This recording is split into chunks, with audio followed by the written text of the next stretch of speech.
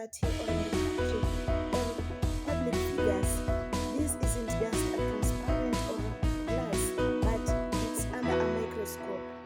But where does journalistic work or role to inform the public ends? And also, where does individuals' rights of privacy? The boundary between the private individual and the public sphere has grown increasingly porous.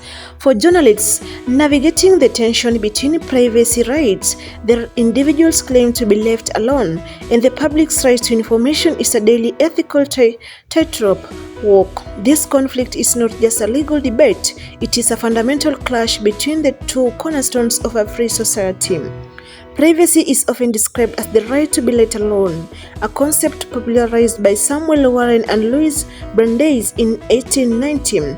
In a journalistic context, this means that even figures in the public eye have a core of family life and personal correspondence that should remain shielded from the lens. When media outlets breach this shield without a compelling reason, the consequences are profound. It can lead to trial by media where reputations are destroyed before a person ever enters a courtroom.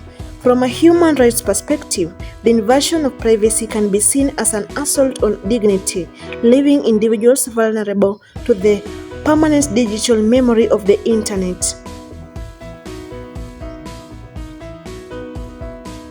On the other side of the scale is the public's right to know. This isn't just about curiosity or gossip, it is a functional requirement for democracy. The press serves as the fourth estate, a watchdog meant to hold power accountable. If a politician's private financial dealings involve corruption, or if a celebrity's private behaviors reflects a larger social issue, like domestic abuse or drug policy, the private becomes political. The argument here is that transparency acts as a disinfectant. Without the right to probe into the private lives of the powerful, the public remains blind to hypocrisy, incompetence, and criminal neglect. So how do we decide, or how do journalists decide where one right ends and the other begins? The primary tool used by journalists and court is the public interest test.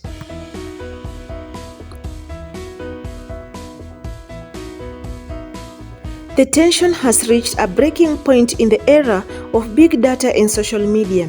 Today, information that was once private is often volunteered by individuals on social platforms, blurring the lines further. The speed of the 24-hour news cycle often prioritizes being first ever, being right or ethical, leading to irreversible privacy breaches in the race for clicks.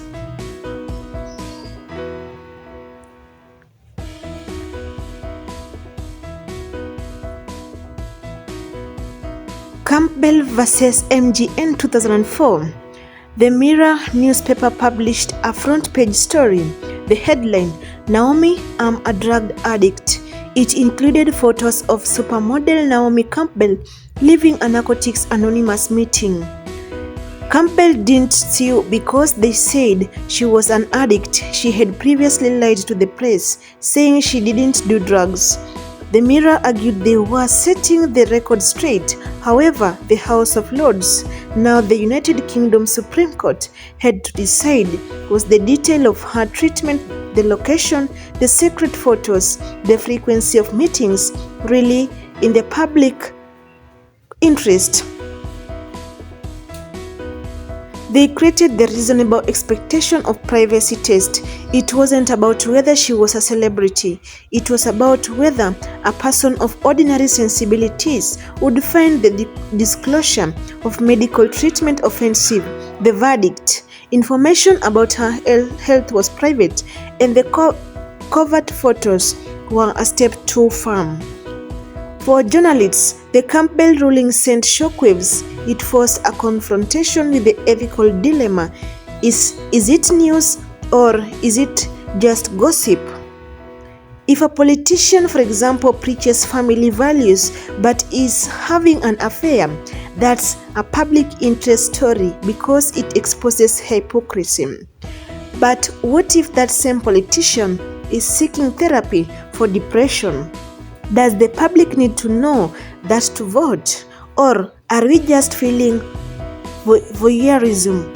News of the World Phone hacking scandal. Journalists didn't just observe, they intercepted private voicemails of crime victims and celebrities. The result wasn't just a lawsuit, it was the total closure of a 168-year-old newspaper and the Leveson inquiry, which demanded more rigorous regulation of the press.